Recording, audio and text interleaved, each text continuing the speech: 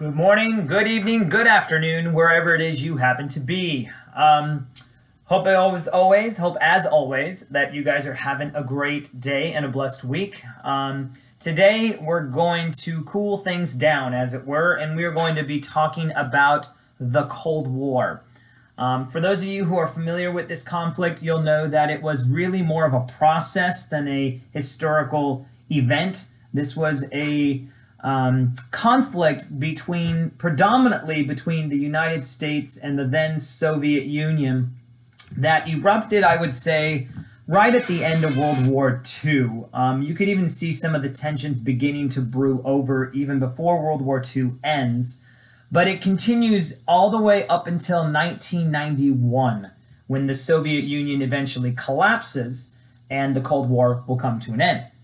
Now, the Cold War is so called because the two great powers, in this case the US and the Soviet Union, they never actually went to war with one another. There was never a militaristic conflict between the two, although at times it got very, very tense. In fact, probably the closest that this country has ever come to nuclear holocaust took place during the presidency of John F. Kennedy, and it took place during the Cuban Missile Crisis. But George Tyndall writes the following and says, "No sooner did the Second World War end than a tense Cold War erupted between communism and capitalism, between totalitarianism and democracy. For over 40 years after 1945, the Soviet Union and the United States engaged in a relentless war of words as each sought to gain influence around the world to spread its way of life."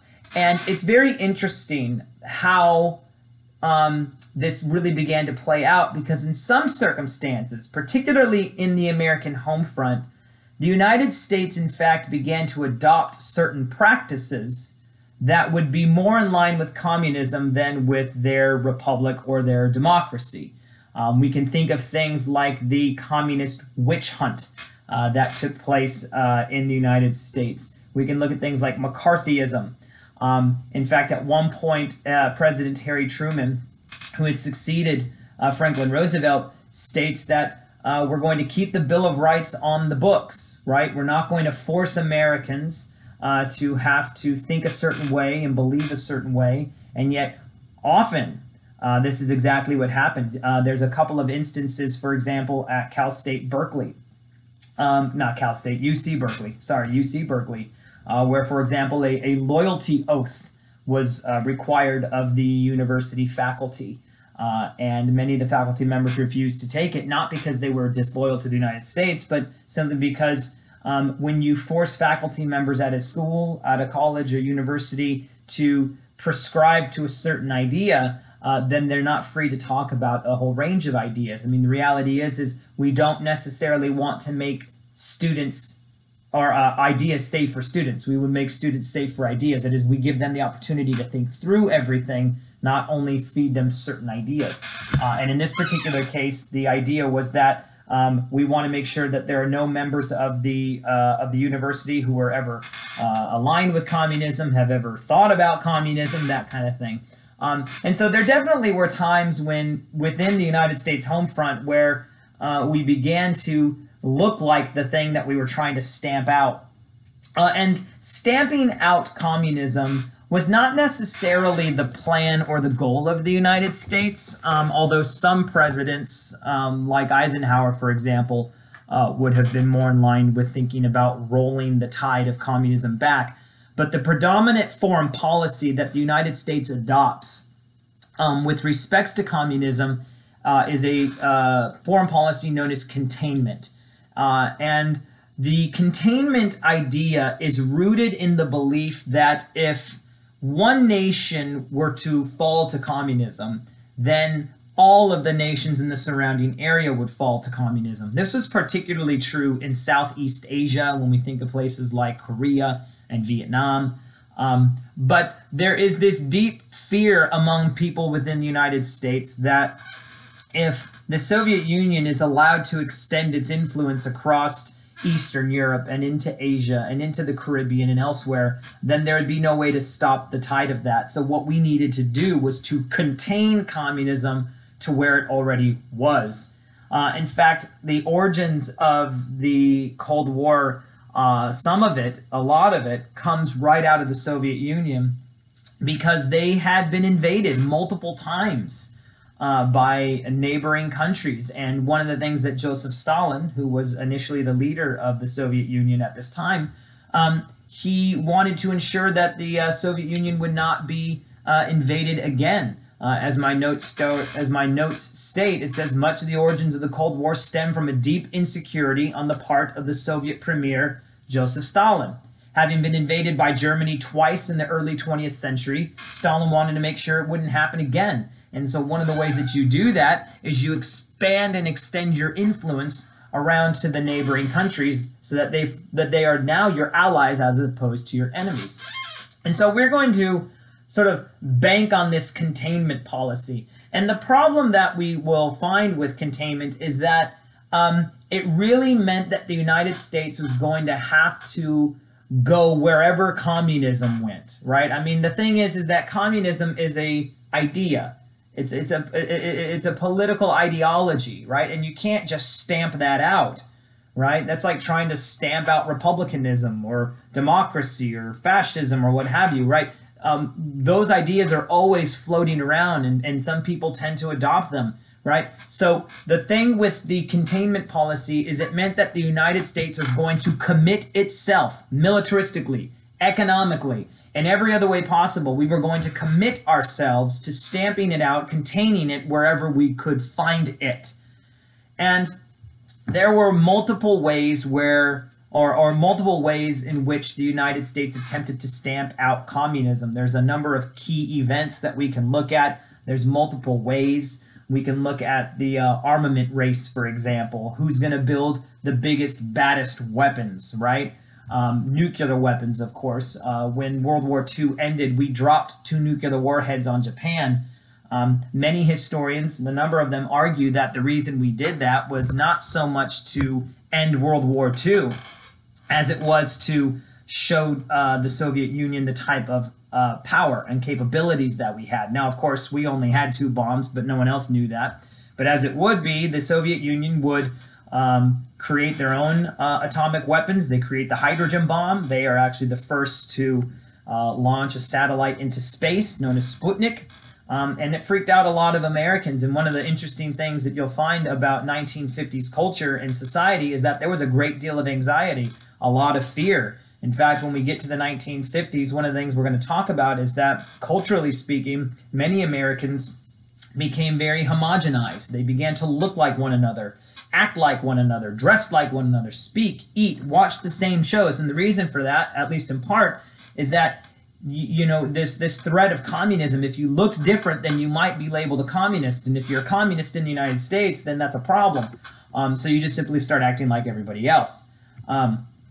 So we're going to contain, and we're going to engage in a space race against the Soviet Union. We're going to engage against an armament race. And there are other key events. There are other countries involved. And in fact, this Cold War oftentimes became hot.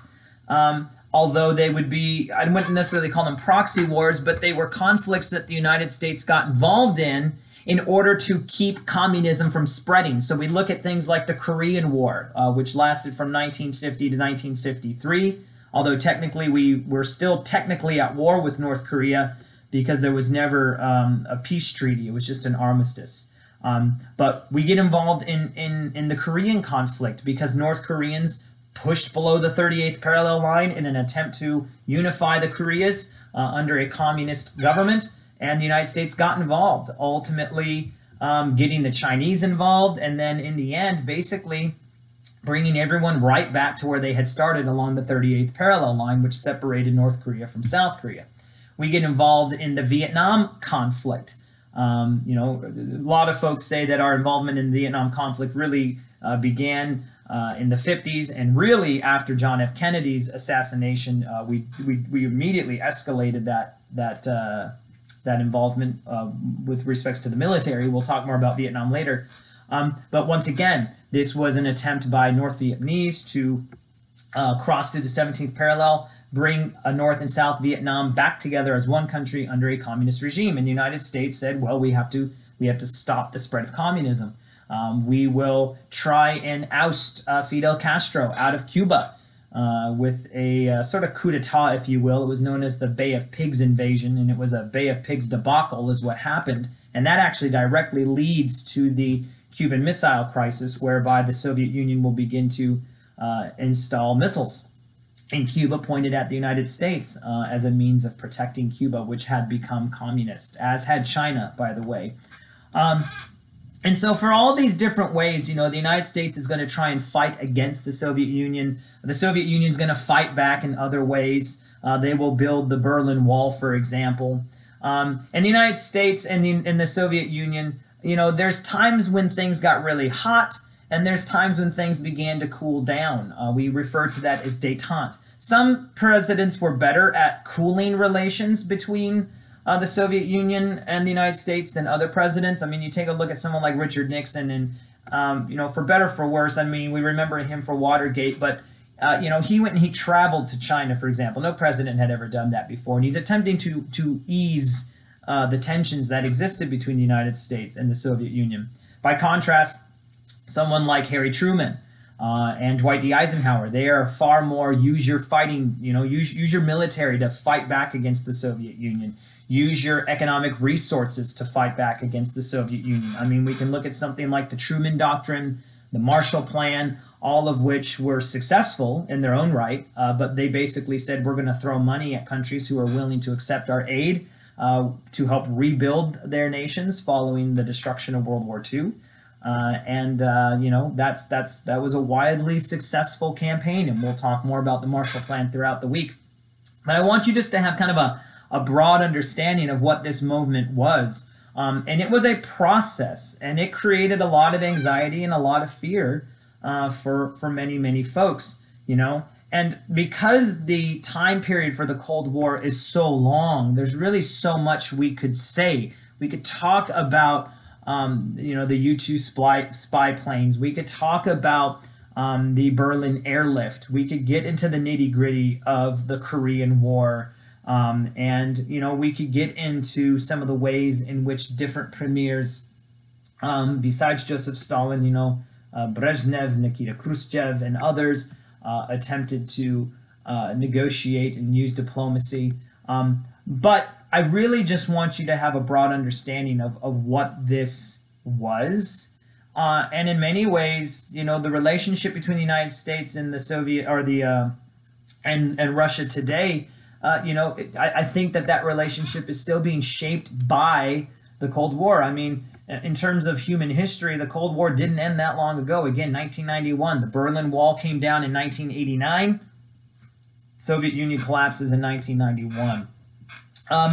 The degree to which the United States is responsible for ending the Cold War, I think that has been overstated. Oftentimes, Ronald Reagan is sort of put up on a pedestal as to the one man who helped to bring down the Soviet Union, and I don't want to discredit. I mean, Reagan pushed a lot of pressure against the Soviet Union. You know, his most famed speech to them, of course, is, you know, Mr. Gorbachev, tear down that wall. He's speaking specifically about the Berlin Wall, which had initially been built in the 1960s.